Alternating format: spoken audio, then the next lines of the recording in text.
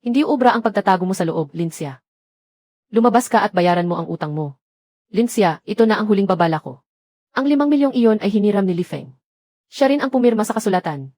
Kung may lakas kayo ng loob, hanapin niyo siya sa Timog Silangang Asya. Anong karapatan niyo para sirain ang tindahan ko? Tumakas na si Li Feng. Pero sa kasunduan sa sanla, nakasaad ang address ng supermarket mong ito. Ang utang ng magulang ay dapat bayaran ng anak. Tumakas ang nobyo, kaya itong tindahan ang ipapalit. Ngayon, mamili ka, magbayad ng 5 milyong cash. O pirmahan mo ang kasunduan sa paglilipat ng ari-arian. Isang scam ang ginawa ni Li Feng. Kayong mga usurero ay kasabwat lang niya. Tumawag na ako ng pulis.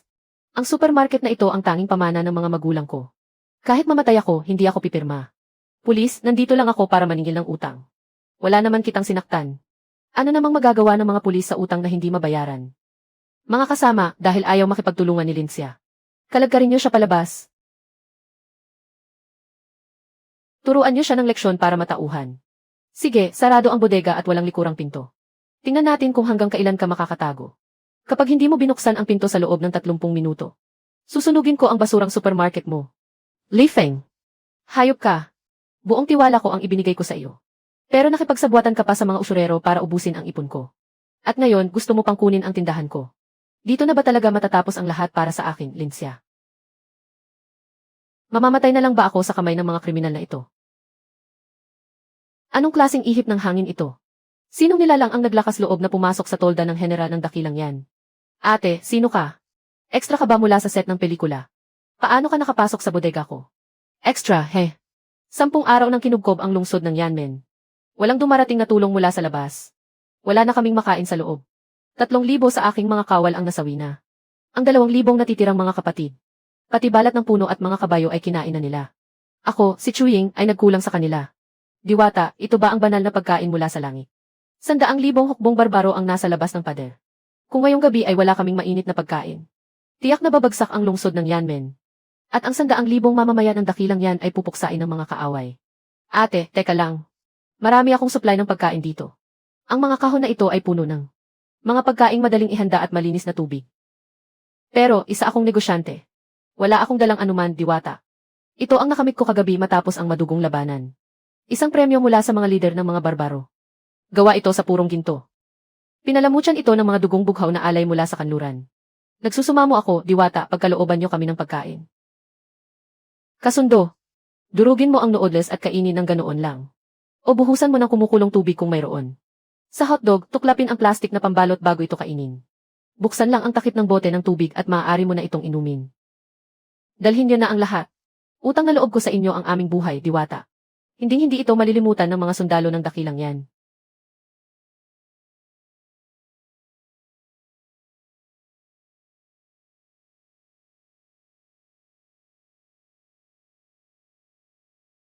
Mga kawal, kunin niyo ang mga suplay.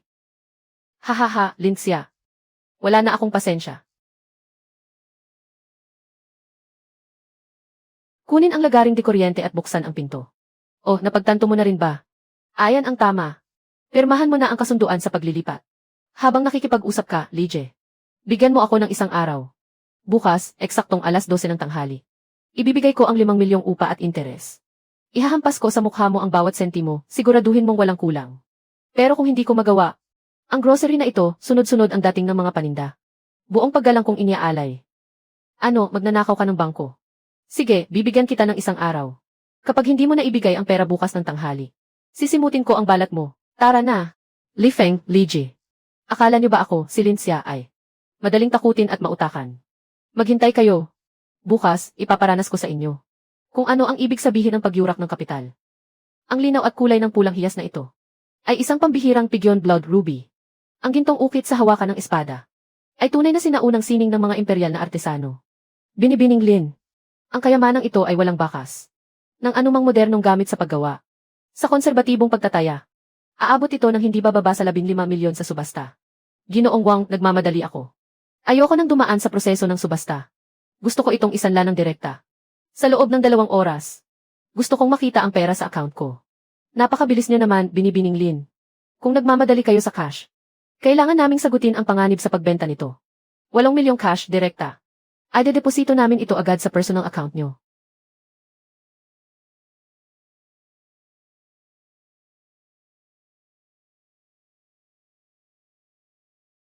CJ, bukod pa rito, asikasuhin mo ang 5 milyong bank draft. Black. Ikaw ba ang security? Ako si Lincia. Gusto kong kumuha ng S-Class security team. 4 na retiradong elite force. Magandang araw, binibining Lin. Ang S-Class team namin ay lisensyado lahat. Kumpleto ang gamit na riot gear. Ang rate ay lampas 10,000 bawat isa at kailangan. Magbabayad ako ng 100,000 bilang paunang bayad. Isa lang ang kailangan ko. Sa loob ng 20 minuto. Dalhin niyo ang inyong pinakamahusay na kagamitan. Magtipon kayo sa harap ng aking grocery store gamit ang armored vehicle. May kailangang ayusin akong mga kriminal. 12:00, darating na tayo. Siguradong nakatakas na ang babaeng iyan sa likod, mga pre. Pagsapit ng oras, pasukin agad at hakutin lahat. Kunin lahat ng paninda sa grocery na ito pambayad sa utang. Aray! Bulag ba kayo? Paanong magmaneho yan? Kilala niyo ba kung sino ako?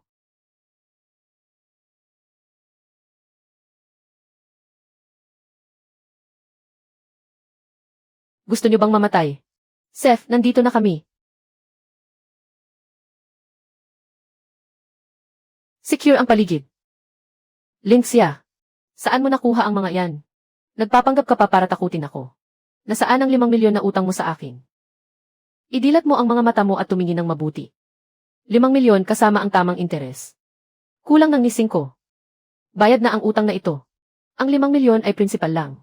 Nung nangutang si Li Feng, may 3% interes. Dahil sa late fees at penalties. Dapat mo pa akong bigyan ng 3 milyon. Kung hindi, sa akin ang tindahan na to. Mga kasama, linisin niyo ang lugar.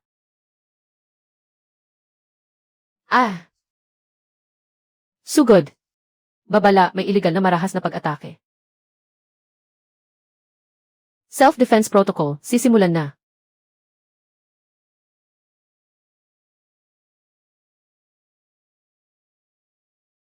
Ang kamay ko, bali. Anong ginagawa nyo? Nananakit kayo. Susumbong ako sa pulis. Tatawag ako ng pulis para ipakulong kayo. Oh, Lije. Ikaw na nagpapautang ng patubo at nemerwisyo. Gugustuhin mo pa talagang tumawag sa pulis. Sige, tutulungan kitang tumawag. Leaders how, naitala mo ba ang lahat sa bodycam? Opo, boss. Malinaw ang pagkakarecord ng boses at video mula umpisa hanggang dulo. Sila ang naunang sumugod dala ang mga armas. Ang ginawa namin ay pasok sa pamantayan ng self-defense. Walang labis na pagtatanggol. Narinig mo ba iyon? Ang 5 milyong iyan ang kinikilala ng batas na legal na interes. Tinatanggap ko yan. Pero ang 3 milyon na hinihingi mo ay iligal na usura. Hindi yan kinikilala ng batas. Kahapon, sinira mo ang tindahan ko. Tinakot at pinigilan mo ako. Ngayon, nanloob ka padala ang mga armas. Lije, tapos na ang maliligayang araw mo. Ibang laro na ang lalaruin natin ngayon. Sisiguraduhin kong mabubulok kayo ni Li Feng na traidor na iyon sa loob ng kulungan. Huwag kayong gagalaw, sino ang tumawag sa pulis? Anong nangyayari rito? Opisyal, ang babaeng ito ang nag-utos na saktan kami. Tingnan niyo ang ginawa nila sa mga tauhan ko. Bali-bali ang aming mga buto. Dali, hulihin niyo sila. Opisyal, ako ang tumawag sa pulis. Matagal na nila akong tinatakot at pinipilit magbayad sa ilalim ng dahas. Nabayaran ko na ang lahat ng lehitimong utang ko. Pero hindi lang basta iligal na usura ang hinihingi nila. Dinala pa nila ang mga tauhan nila para sirain ang shop ko. Pagtangka sa marahas na panloloob. Panloloob gamit ang mga armas.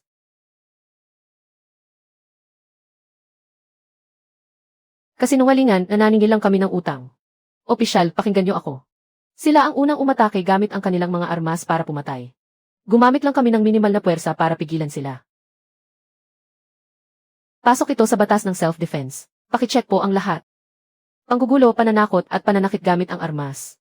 Lije, sa pagkakataong ito, hindi lang basta pader ang nabangga mo. Tinapakan mo pa ang live wire na ikamamatay mo. Bilanggo silang lahat. Dalhin sa presinto at imbestigahan agad. Ginanglin, mag-usap tayo ng maayos. Hindi ko nakukunin ang 3 milyong iyon. Pwede bang pumirma na lang tayo ng kasunduan? Ipaubaya mo na lang ang tindahang ipinamana ng magulang ko. Pagkatapos ng lahat ng takot na ibinigay mo sa akin. Akala mo ba ay matatapos na ang utang mo dahil lang hindi mo nakukunin ang 3 milyon? Lije, sa loob ka na maglinis ng kalat mo. Ang mga scam na pinaplano niyo ni Li Feng. Kukuha ako ng pinakamagaling na abogado sa bansa.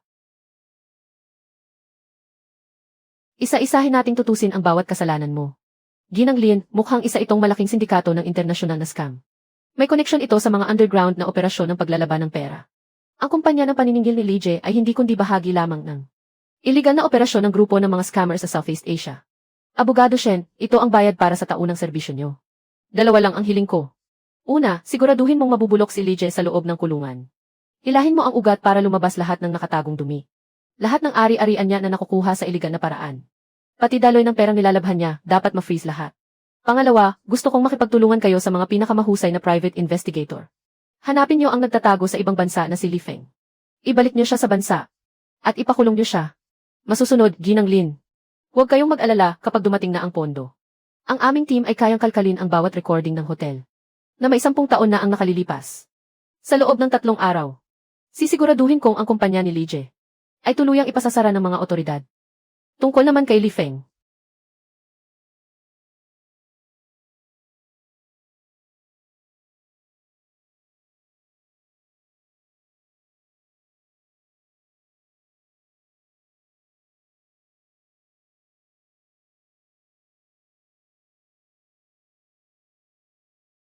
Nagsimula na ang pangangaso. Mahal na diwata, salamat sa inyong pagliligtas. Kahit mamatay man ako, hindi ko sapat na mapapatawad ang aking utang na loob. Ngunit ang lungsod ng Yanmen ay muling naharap sa matinding krisis. Ang mga hangal ay nagtayo ng dike sa itaas ng agos sa labas ng lungsod. Hinarangan nila ang daloy ng ilalim ng lupa patungo sa lungsod ng Yanmen. Ang tubig sa loob ng lungsod ay tatagal lamang ng 3 araw. Pagkalipas ng 3 araw, ang mga kawal ay manghihina sa tindi ng uhaw. Ang lungsod ay babagsak ng wala man lang labanan. Pinutol nila ang supply ng tubig. Napakatuso ng taktikang ito. Ano ang balak ninyong gawin, General? Ngayong gabi lamang. Personal kong pangunahan ang 800 piling kawal. Sa ilalim ng kadiliman ng gabi, lalakad tayo patungo sa lungsod. Magmartsa ng mabilis sa loob ng 30 milya. Diretso sa kampo ng mga kaaway. Wasakin ang kanilang kuta. Bawiin ang lungsod. At sunugin ang kanilang bodega ng pagkain. Kung hindi tayo mamamatay sa laban, ay tiyak na sila ang mawawala. 800 sundalo laban sa 100,000 hukbo. Kahit pa nakakain na kayo matapos ang 1 araw na gutom. Ang pagtakbo ng 30 milya ay ubos sa inyong lakas. Paano natin lalabanan ang mga barbaro sa hilaga na naghihintay lang sa atin? Alam ni Chuing na ito ay isang mapanganib na misyon. Ngunit kung hindi susubukan, ay tiyak ang kamatayan. Nakikiusap ako, mahal na diwata, bigyan niyo kami ng pagkain. Kahit makakain lang ang aking mga kapatid. Ng isang mainit na pagkain bago ang laban. Ay sapat na upang mamatay ng walang pagsisisi. Mainit na pagkain. Kailangan niyo ring bawiin ang lakas niyo, General. Wala kayong alam sa mga makabagong teknolohiya. Ng ating panahon, ang tawag namin dito ay Snickers. Katumbas na nito ang 3 mangkok ng kanin. Ito, ang pagkain ito ay kasing tamis ng pulot pukyutan. At nang makain ito, nakaramdam ako ng init sa aking tiyan.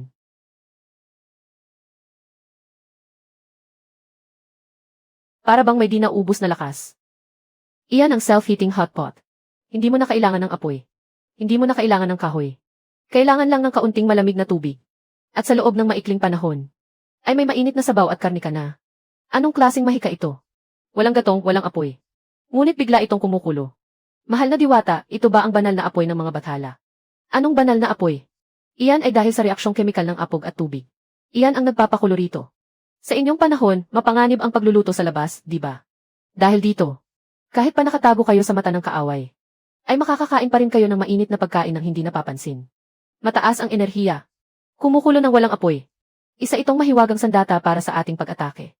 Dahil sa 2 bagay na ito, ang aking 800 sundalo ay tila kinapitan ng kapangyarihan ng langit.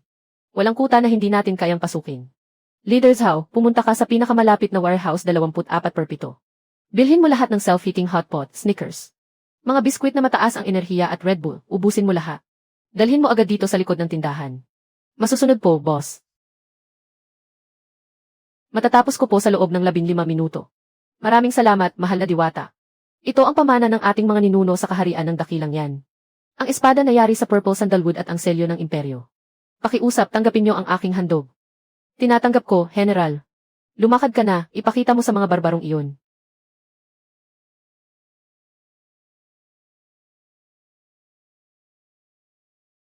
Kung ano ang ibig sabihin ng makabagong lakas. Sundalo na sa dakilang yan, hindi tayo pababayaan ng langit. Ang mahal na diwata ay nagbigay ng pagkain. Kumain ng busog. Sumunod kayo sa akin. Bawiin ang lungsod. Patayin ang mga general at bawiin ang watawat.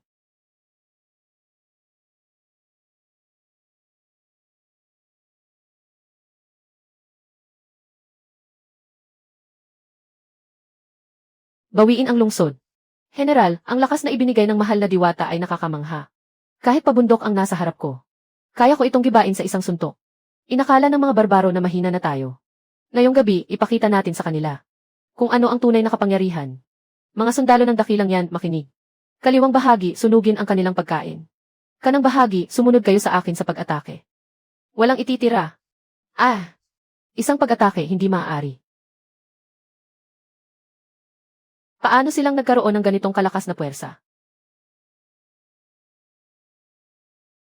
Ang humarang sa akin ay mamatay. May tubig na, General. Nakaligtas tayo. Umatras sa lungsod at depensahan ito. Pagkatapos pa inumin ng tubig ang ating mga kawal. Bukas na ang ating malawakang pag-atake. Napakalinaw ng bawat detalye ng jade. Pulang ugat, pilak na guhit. Ang lalim ng kulay nito, napakaganda. Ito ang maalamat na selyong isang leyang.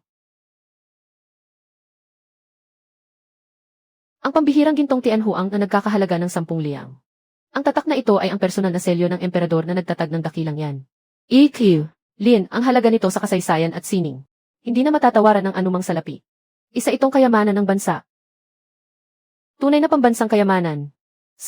Lin, kung isusubasta ang selyong ito ng dakilang yan ngayong taglagas, tiyak na yayanigin nito ang buong mundo ng mga kolektor. Ngunit nabalitaan kung kailangan ninyo ng cash sa madaling panahon. Handa kaming makipagtulungan sa ilang top tier na mamimili para sa direktang internal na pagbili. Magbigay kayo ng presyo. 60 milyon, gusto ko ng malinis na cash pagkatapos ng buwis. At dapat bago magtatlo din. Ngayong araw, ay pumasok ito sa account ng aking kumpanya. Isama na ang kahon na gawa sa kahoy na zitan. Deal, napakabilis ninyong kausap, Sra. Lin, paghahandaan ko agad ang kontrata na may iligal na bisa. Gagamit tayo ng pinakamabilis na express bank transfer. Sra. Lin, siya ang aming eksklusibong partner sa legal firm. Ang tanyag na private investigator na sige. Nay, dati siyang investigator na kinontrata ng International Anti-Money Laundering Organization. Ang target na hinahanap ninyo ay natuntunan niya. Nasa isang yacht siya sa karagatan malapit sa Timog Silangang Asya. Sa akalang hindi siya mahuhuli ng mga pulis dito. Ngunit dahil binayaran ninyo ako, nahack ko na ang network ng kanyang mga personal na account. At nalock ang eksaktong lokasyon niya. Kapag naisumite na ang ebidensyang ito sa Economic Crime Division ng Public Security Bureau, ang sindikato ni Lige ay agad na ikokonsiderang isang malaking kaso ng transnational money laundering. Lahat ng ari-arian ay ikukumpiska. Direktang hihiling ang ating pulisya sa Interpol para sa isang red notice. Magaling, abogado Shen Yi. Nay, magdadagdag ako ng 2 milyon bilang bonus sa inyong pag-imbestiga. Gusto ko kapag dumaong ang yacht ni Li Feng, ang sasalubong sa kanya ay posas ng Interpol. Gusto kong siguraduhin na sa loob ng kulungan, silang dalawa ni Lige ay isusuka ang bawat sentimong ninakaw nila. At pagkatapos ay mabulok sila sa loob ng rehas. Masusunod po, Sra. Lin, ang operasyong paghuli ay magsisimula na ngayong hapon. Kahit nalilo si Lige sa mga sindikato ng panluloko, maaaring magwala siya kapag naipit na. Simula ngayon, Li upgrade ang seguridad ng shop sa pinakamataas na antas. Siguradong kahit langaw, hindi makakapasok. Hindi sapat na basta mapakain lang ang mga kawal. Sa panahon ng mga sandatang bakal at kahoy, impormasyon at takot ang pinakamapanganib na armas. Boss, ito ako. Kailangan ko ng 200 malalakas na megaphone na ginagamit sa mga plaza. Yung kayang mag-playback ng recorded na boses ng paulit-ulit. At padalhan mo pa ako ng 500 tactical blending flashlights. Yung kayang makabulag ng tao sa isang iglap. Ipadala agad sa aking warehouse. Walang kikilos, pulis ito. Itaas ang mga kamay at lumuhod. Ang sinumang lalaban ay dadalhin sa presinto. Opo. Opisyal, huwag kayong magpaputok. Naniningil lang ako ng utang. Panggugulo lang ito, di ba? Hindi naman kailangang maglabas ng SWAT, di ba? Panggugulo, Lige. Inaaresto ka dahil sa pagbuo at pamumuno ng isang sindikatong kriminal. Ilegal na pagsusugal.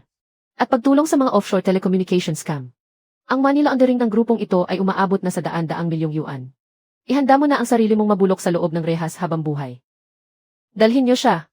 Hindi ako papayag ng ganito. Sra. Lin, kumikilos na ang mga pulis.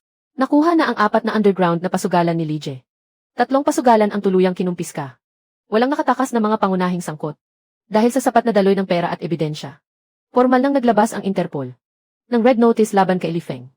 Nakikipagtulungan na ang kapulisan sa Timog Silangang Asya para hulihin sila. Ngayon, wala na silang kawala. Ang galing mo, abogado Shen. Ang matitira, ipaubayan na natin sa batas. Gusto kong makita ang lahat ng iligal na ari-arian niya na subastahin. Ibayad iyon sa danyos ng mga biktima. Napagdesisyonan na ng mahal na diwata. Ang mga kawal sa loob ng lungsod ay makakainom na ng malinis na tubig. Ang hukbo ng hilagang barbaro ay nawala ng suplay ng pagkain. Sa sandaling ito, sila ay nasa kalagayang balisa at pagod. Bukas ng maaga, tiyak na ilulunsad nila ang huli at desperadong pag-atake. Ang pagpunta ni Chewing ngayon ay para humingi sa inyo, mahal na diwata, ng sandatang pangdepensa. Hindi lang kita kailangang magdepensa. Gusto ko ring mag-atake ka sa labas ng lungsod. Dagdagan ng pait ang pagdurog sa 100,000 hukbong iyon hanggang maging alikabok ng kasaysayan. Mag-atake sa labas ng lungsod. Mahal na diwata, 20,000 na lang ang natitirang mga kawal ko. Kung ang 100,000 kawal na nakasakay sa kabayo ng hilagang barbaro ang susugod sa kapatagan, ay hindi namin sila kayang pigilan. Masyado pa kayong nakagapos sa kaisipang militar ng nakaraang panahon. Ah, mahal na diwata, ano itong mahika na ito? Sumasakit ang aking mga mata. Hindi ka bulag, tinatawag itong pansamantalang pagkabulag. Iyan ay isa lamang sa mga ito. Paano kung may 500 ka nito? Sa gitna ng kadiliman ng gabi, isabay ang pag-ilaw sa hukbo ng hilagang barbaro. Sa tingin mo, magugulat ba at magkakarambulan ang mga kabayo nila? Sa tingin mo, magagawa pa ba ng mga sundalo nila na makita kung nasaan ang kanilang mga sandata?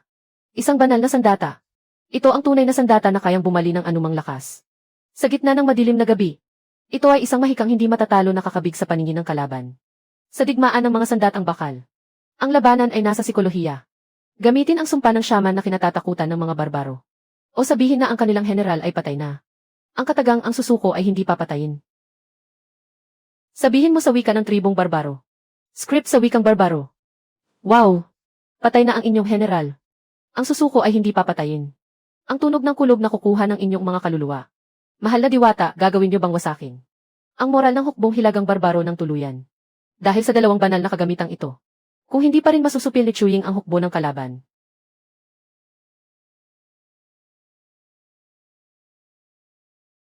Handa na akong humarap sa anumang kaparusahan. Akala ng mga tupa ng dakilang yan na mabubuhay sila dahil lang may tubig. Sugurin ang lungsod.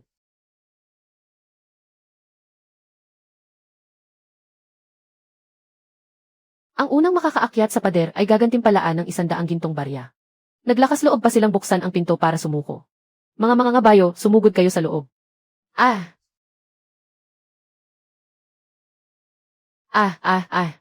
Mga kawalang dakilang yan, makinig sa utos. Sindihan ang parusang mula sa langit. Ah, ang aking mga mata. Ang apoy ng langit ay narito na. Ah! Patay na ang inyong general. Ang susuko ay hindi papatayin. Galit ng langit at puot ng tao. Kayo ay magdusa sa kamatayan. Mahika, ito ay mahika ng dakilang yan. Ang mga Diyos mula sa langit ang bumaba, takbo na. Lahat ng hukbo, sumugod.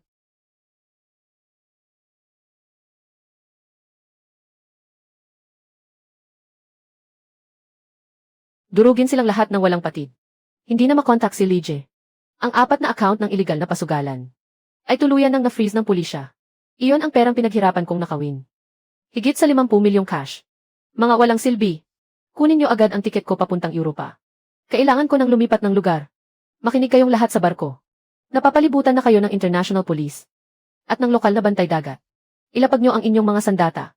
Itaas ang mga kamay at lumabas sa kubyerta. Hoy, hip. Buwan-buwan ay nagbabayad ako ng napakalaking protection fee sa inyo.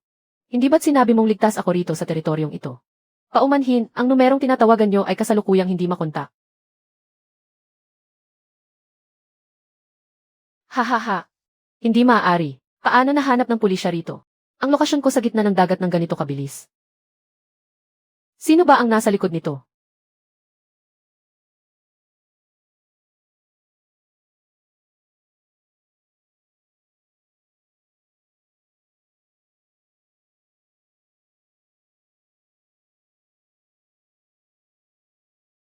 Aha! Linksya, lahat ng nakatagong ari-arian.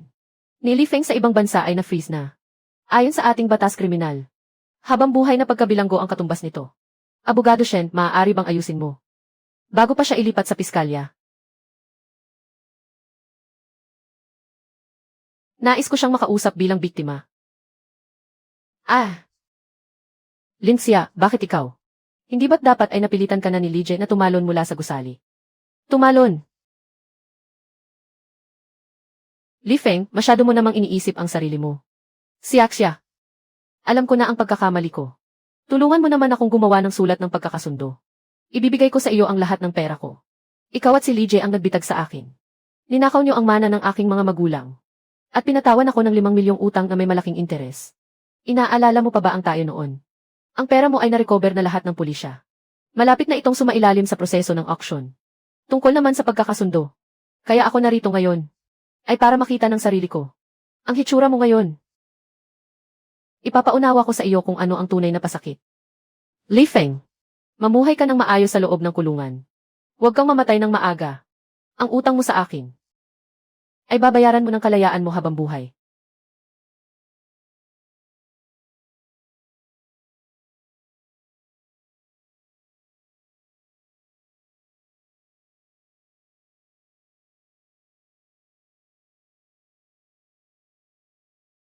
Linxia, bumalik ka. Chuying, yuyukod sa harap ng aking diwata. Salamat sa kapangyarihan at tulong ng aking diwata. Sa laban kagabi, ang 100,000 hukbo ng hilaga ay nagkagulo at nagkapilay-pilay. Nagtapakan silang lahat. Ang daming namatay at nasugatan. Sinamantala ng aking hukbo ang pagkakataon. Hindi lang natalo ang 100,000 puwersa nila, kundi sa isang bagsakan, ay pinatag ko na ang palasyo ng hari ng hilaga. Mula ngayon sa loob ng 100 taon. Wala na tayong iisiping banta sa ating hangganan. Magaling ang pagkagawa mo. Ngayong wala na ang mga kaaway. Siguradong hindi na makakatulog ng mahimbing ang emperador ng dakilang yan, hindi ba? Ang emperador na iyon, sa kadahilan ng gagantimpalaan ako, ay nais kunin ang aking selyo ng kapangyarihan. Pinapatawag niya ako sa kabisera para makatanggap ng karangalan. Pero ang totoo, nais lamang niya akong patalsikin pagkatapos gamitin. Gusto niya akong ikulong.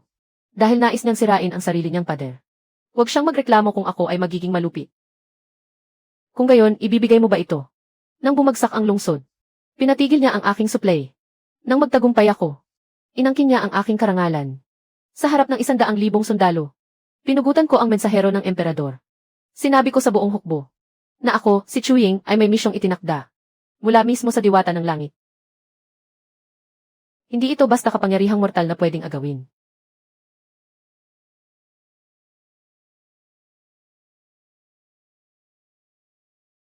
Ha! Ano naman ang sorpresang laman ng 2 kahon na iyon? Mahal na diwata, ito ang maharlikang selyo ng imperyo ng dakilang yan. Dahil ang hari ay hindi karapat-dapat. Naway alay ko ito bilang alay sa inyo. Tulungan niyo po akong magtatag ng isang imperyong may kapayapaan habang buhay. Chuying, ito ay sapat na upang bilhin ang lahat ng kayamanan ng dakilang yan. Ay ihahandog ko sa iyo, mahal na diwata. Pagod na ako sa mga pakikidigmang gamit lamang ang mga talim. Dahil nais mong maglunsad ng ganap na digmaan. Susubukan naman natin ang makabagong teknolohiya. Ito ay isang high-precision weather radar. Kasama ang long-range drone base station. Sa tulong nito, makikita mo ang lahat ng pagbabago sa panahon. Pati ang kilos ng kalaban sa loob ng 500 milya. Nais kong gamitin mo ang pananaw ng isang Diyos. Upang durugin ang bulok na kapangyarihan ng dinastyang iyon. Binibining Lin, ang materyales ng jade na ito ay tila nawala na sa kasaysayan. Isang natatanging hiyas na may 1,000 taon na ang nakalilipas. Ang 8 karakter na nakaukit sa ilalim, ang utos ay nagmula sa langit. Ang buhay ay mananatili ng walang hanggan. Walang pagkakaiba sa mga tala sa mga sinaunang aklat ng kasaysayan. At pati na rin itong obra maestra ni Buddha Ozi. Saan ninyo nakuha ang lahat ng ito? Ang mga nawawalang pambansang kayamanan na ito. Ang pinagmulan nito ay tiyak na legal. Ngunit pumirma na ako ng kasunduan sa pagiging kompidensyal. Kaya wala akong masasabi. Opisyal, hindi ako naparito para magbenta nito dahil sa pera lang. Ito ang maharlikang selyo ng imperyo na kumakatawan sa lehitimong paghahari. Ako, si Linxia, ay nais itong ibigay ng walang bayad sa bansa. Ha? Walang bayad. Binibining Lin, alam niyo ba ang halaga ng jade na ito sa black market? Alam niyo ba kung gaano kalaking gulo ang maaaring maidulot nito? Ito ay isang halagang hindi kayang sukatin ng bilyon-bilyong piso. Talagang wala kayong kukunin na kahit sentimo. Ang jade ay dapat mapunta sa bansa. Hindi ako maghahangad ng anumang kapalit. Ngunit mayroon akong 2 kondisyon. Una, nais ko ng titulo bilang espesyal na embahador para sa pangangalaga ng pambansang yamang kultural. Pati na ang listahan ng proteksyong opisyal. Pangalawa, itong obra ni Buddha Ozi. Nais kong idaan sa subasta ng kumpanyang Bailig. Upang maging opisyal at legal na pampublikong benta sa buong mundo. Binibining Lin, napakadangal ninyo. Ang inyong mga hinihingi ay lubos na makatwiran. Ipaalam ko ito agad sa aking nakakataas. Simula ngayon, hindi lang kayo basta espesyal na embahador. Lahat ng inyong mga negosyong legal. Basta't hindi lumalabag sa batas. ay bibigyan ng bansa ng pinakamataas na antas ng suporta at proteksyon. Ang sinumang magtatangkang gumalaw sa inyo ay katumbas ng pakikipaglaban sa buong sistema ng pangangalaga ng kultura. Hahaha. Mayroon pa bang mas mataas na alok? 45 bilyon, unang pagtawag. 45 bilyon, pangalawang pagtawag. 45 bilyon, pangatlong pagtawag.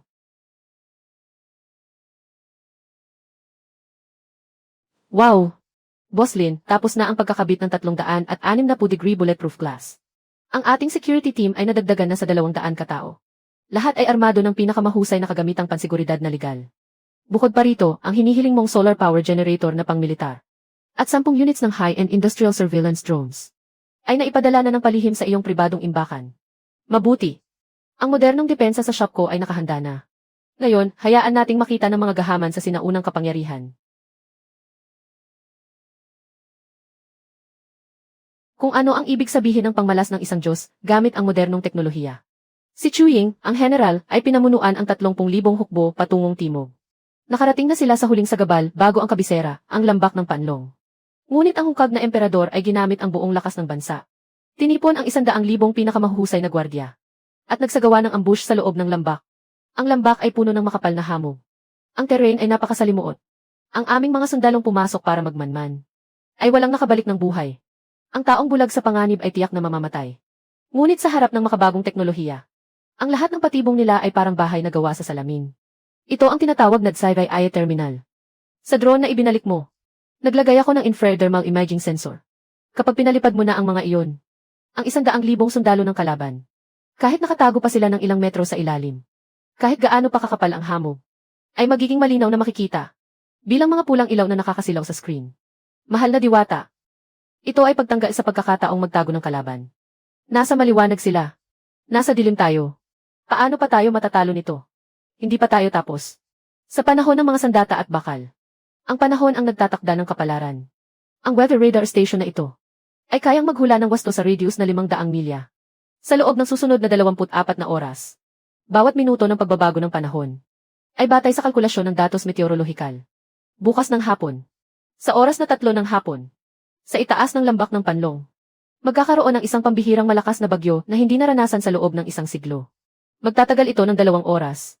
Ang ibig sabihin ng diwata, general, ay nakabantay ang hukbo ng kaaway sa loob ng lambak.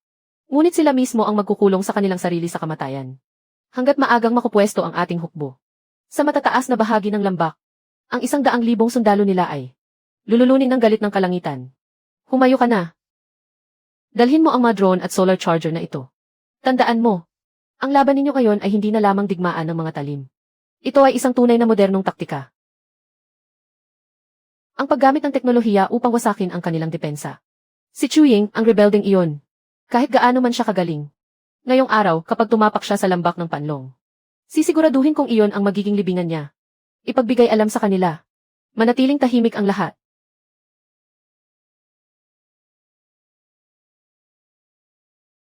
Ang susuway ay tatanggalan ng ulo. General, nakakatakot ang ginagawa natin. Ang kampo ng mga mamamana at ang hukbo ng kalaban, maging ang kanilang pangunahing tolda, ay malinaw nating nakikita. Kung sinalakay natin sila kagabi, tiyak na napuksa na ang buong hukbo natin. Magbigay ng atas sa 3 hukbo. Agad na magmartsa ang buong puwersa. Huwag pumasok sa ilalim ng lambak. Lahat kayo umakyat sa itaas ng lambak. Sa pinakamataas na tuktok ng magkabilang kuta. At ihanda ang mga kagamitang panghagis ng bato. Maghintay sa aking hudyat. Ibagsak ang mga dambuhalang bato sa masikip na bahagi ng ilog. Ano ang nangyayari?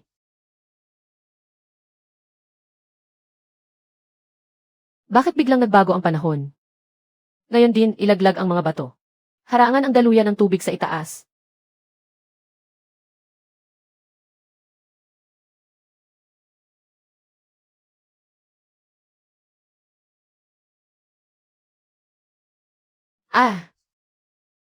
Ang baha. Baha, mabilis, lumikas kayo.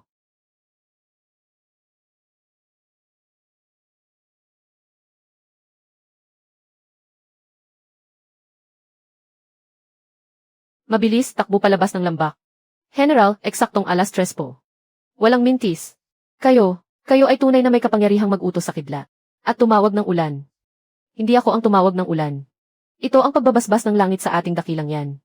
Ang haring iyon ay walang dangal. Galit ng langit, sumpa ng bayan. Pakinggan ninyo ang aking utos. Tawirin ang lambak ng panlong. Diretso na sa kabisera. Panahon na upang baguhin ang dinastya.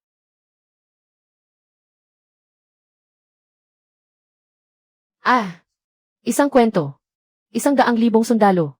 Iyon ang aking 100,000 piling sundalo. Paanong sa lambak ng panlong ay ni isang bakas nila ay wala na? Nalipol ang buong hukbo. Anong klaseng mahika ang ginamit ng rebeldeng si Chuying? Sabi ng mga nakaligtas na sundalo. Alam na ni Chuying ang mangyayari. Kaya niya raw mag-utos sa hangin at ulan. At magpatawag ng kidlat. Ngayon, nasa pintuan na siya ng lungsod.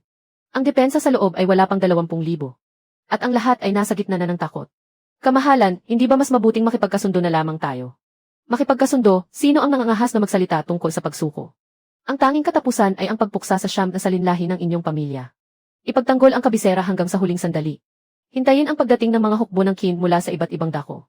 Sinabi ng ating diwata, ang pagbihag sa puso ang mas mahalaga. Ang pagbihag sa lungsod ay pangalawa lamang.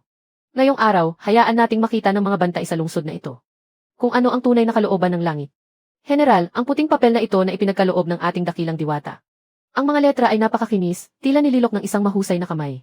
Nakatatak dito ang ebidensya kung paano pinuto ng tusong emperador ang rasyon para sa ating mga hangganan. Ang patunay ng kanyang pagtatraidor sa mga matatapat na kawal. Ang hukbo ng langit ay lumipad sa himpapawid.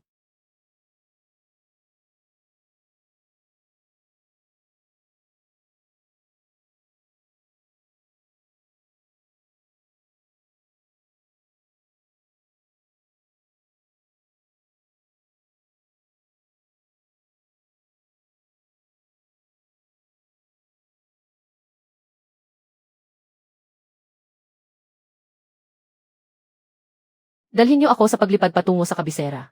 Ito ay hindi gawa ng mundong ito. Nakasaad dito na dahil sa pagpapatayo ng mga hardin ng tusong emperador. Kinorap niya ang pondo na dapat sana ay para sa hukbong pandepensa. Ang aking kapatid ay namatay sa gutom sa Yanmen Pass dahil dito. Hindi pala ang mga barbaro sa Hilaga ang pumutol sa ating rasyon. Kundi ang korte mismo ang hindi nagpadala ng tulong. Itong tusong emperador, hindi man lang tayo itinuring na tao. Pana nila ang mga halimaw na iyon. Pabagsakin ninyo ang mga bakal na ibong iyon ngayon din. Kamahalan, tapos na ang lahat. Sa tingin ko, tapos na nga. Ang mga tarangkahan ng lungsod ay kontrolado na.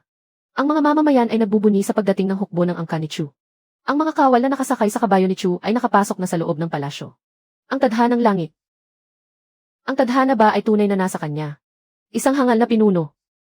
Hindi ba't sabi mo, ang buong lupalop ay pag-aari ng hari ngayong araw? Ang lupaing ito ay may bagong Panginoon na. General Chu, Haring Chu. Itatalaga kitang hari kahit hindi ka kauri ng aking angkan. Hahatiin ko ang kaharian at ibibigay ko sa iyo ang kalahati. Patawarin mo ang aking buhay. Ang daan-daang libong kawal ko sa dakilang yan ay namatay sa hangganan. Hindi kailangan ng aking mga tapat na kawal ang iyong pagkakawang gawa. Ang mundong ito, ako na mismo ang tatapos nito. Ipag-utos ninyo na tanggalin ang kasuotan ng hangal na pinunong ito. Ibitin siya sa tarangkahan ng Meridian. Pagkalipas ng 7 araw, ako ay manunumpa bilang emperador. Ang pangalan ng bagong dinastiya ay Xia. Mabuhay ang ating emperador, mabuhay, mabuhay. Ang nasasakdal na si Li Feng. Bilang pinuno ng malawakang sindikato ng panloloko sa telekomunikasyon. Na nagdulot sa maraming biktima. Ng pagkasira ng mga pamilya at kamatayan. Ang krimen ay maituturing na lubhang malupit. At may matinding panganib sa ating lipunan. Ang nasasakdal na si Lei Daming. Bilang lider ng isang organisadong krimen. Pagpapatakbo ng iligal na sugal. Marahas na paniningil ng utang. At pagtulong sa mga sindikato sa ibang bansa sa paglalaban ng pera. Ang halaga ay labis na malaki. Ngayon, ipapahayag ang hatol. Ang nasasakdal na si Li Feng sa kasong panloloko, organisadong krimen at pamumuno sa sindikato, ay hahatulan sa pinagsama-samang mga kaso. Pagtanggal sa lahat ng karapatang politikal habang buhay. At konpiskasyon ng buong ari-arian. Ang nasasakdal na si Lei Daming sa kasong paglalaban ng pera, panggugulo at iba pang mabibigat na krimen, ay sentensyado ng 20 taong pagkakakulong. Kasama ang konpiskasyon ng buong personal na ari-arian. Hahaha. Habang buhay na pagkabilanggo. Lindsay, nanalo ka. Masaya ka na siguro ano. Wasak na ang buong buhay ko. Bakit hindi mo ako hayaang maging malaya? Napakawalang puso mo. Li Feng, ang winasak mo ay ang mga pamilyang naghirap. Dahil sa pangungutang na ginawa mong paraan para manloko. Hindi ako nakaupo rito para makinig sa pagmamakaawa mo. Gusto ko lang siguraduhin. Na sa wakas, ikaw na basura na hindi na maaaring i-recycle. Ay tuluyan nang naitapon sa tamang lalagyan ng basura. Abogado Shen, tara na. Masyadong mabigat ang hangin dito. Masusunod, Ginang Lin. Naghihintay na ang sasakyan sa labas. 3 buwan ang nakalipas. Sino ang mag-aakalang ang isang may-ari ng tindahan na baon sa utang ay makakapaglabas sa isang gabi ng mga pambihirang kayamanan na iayanig sa mundo? Hindi lang niya binili ang buong gusaling ito. Nakuha pa niya ang kontrol sa isa sa 3 pinakamalaking kumpanya ng seguridad sa mundo. Direkta itong galing sa itaas. Ang Chuangu Group ay isang estratehikong negosyong protektado ng Estado. Sino ang mga ngahas na galawin kahit isang daliri ni Ginang Lin? Para mo na rin kinalaban ang buong makinarya ng bansa. Salamat sa inyong pagdalo ngayong gabi. Ang pagtatatag ng Xiaing Group ay simula pa lamang. Ipinapahayag ko rito. Ang Xiaing ay maglalabas ng paunang puhunan na 10 bilyong renminbi upang itatag ang pinakamalaking Huaxe Fund para sa muling pagsilang ng kultura at teknolohiya. Gagamitin natin ang pinakamatatag na kapital para protektahan ang kasaysayan.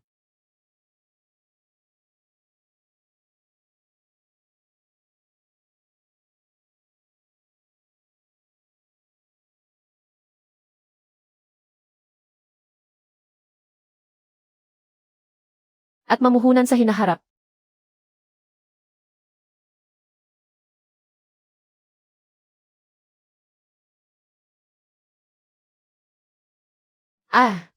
Chuying, ang emperador na nagtatag ng dakilang siya. Nagpugay sa inyo, mahal na diwata. Binabati kita, Chuying.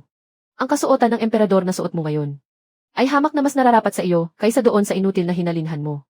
Sa wakas ay nakamit na ang kapayapaan sa ilalim ng langit. Kung hindi dahil sa inyong paulit-ulit na pagkakaloob ng pagkain, sandata, kuryente at tubig mula sa langit. Hindi sana nakapanungkulan si Chuying sa lungsod ng Yanmen. At hindi sana nagkaisa ang lahat ng nasasakupan. Ang malawak na lupain ng dakilang siya ay kalahating utang sa inyong kabutihan, mahal na diwata. Diwata, ang ginto at pilak sa mundong ito ay hindi niyo na kailangan. Ang unang bowl na ito ay ipinahanap ko sa buong mundo. Mga orihinal na kopya mula sa panahon ng sinaunang Huaxia. Ang nawawalang manuskrito ng King Nang. Ang kabuuan ng Huang Di ni Ijing. Pati na ang mga lihim na disenyo ni Luban. Ang mga yamang kultural na ito na naglaho na sa inyong panahon ay naririto lahat. Ang unang bowl na ito ay naglalaman ng mga pambihirang kayamanan na tinipon ng ating mga ninuno mula pa nang itatag ang dakilang siya. Ang ikalawang bowl ay naglalaman ng isang buong tipak ng jade ng ugat ng dragon na hinukay mula sa ilalim ng sagradong kabundukan. Inutusan ko ang pinakamagagaling na artisan sa buong imperyo na maglaan ng 3 buwan upang iukit ito bilang inyong banal na imahe. Ang ikatlong bowl ay naglalaman ng maharlikang selyo ng imperyo at ang mga titulo ng pagmamay-ari ng mga pribadong minahan na sumasaklaw sa 100 milya sa labas ng kabisera. Sa isang salita nyo lang po, ang milyon-milyong kawal ng dakilang siya ay handang maglingkod sa inyo hanggang kamatayan. Bundok ng ginto at dagat ng pilak ay inyong-inyo, mahal na diwata. Madaling masakop ang mundo, Chuying. Ngunit mahirap itong panatilihin. Ang panahon ng mga espada at tagutom ay dapat nang magwakas sa iyong mga kamay. Ito naman ang handog ko para sa iyong trono. Ang unang batch, 3,000 generator na solar power at mga portable water pump. Mula ngayon, wala nang tagutom sa dakilang siya. Ang ikalawang batch, 5 milyong aklat tungkol sa modernong pagsasaka, metalurhiya at mga proyektong pang-irigasyon. Gusto kong pasimulan ang inyong revolusyong industrial, 1,000 taon ng mas maaga. Ang ikatlong batch, isang linya ng produksyon na kontrolado ng robot, mga antibiotic at steril na kagamitang medikal. Kasama ang mga solar array. Ayaw ko nang makakita ng mamamayan ng dakilang siya.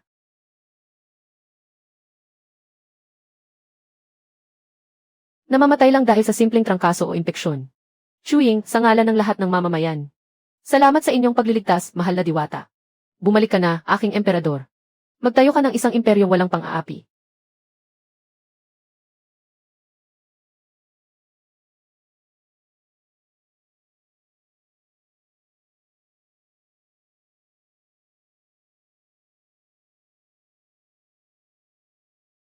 Walang gutom at isang masaganang panahon. Walang sitwasyon sa mundong ito na walang lunas. Walang masamang puwersa na hindi kayang tibagin. Bukod sa batas, ay mayroon pa ring teknolohiya at kapital na magpapabago sa lahat.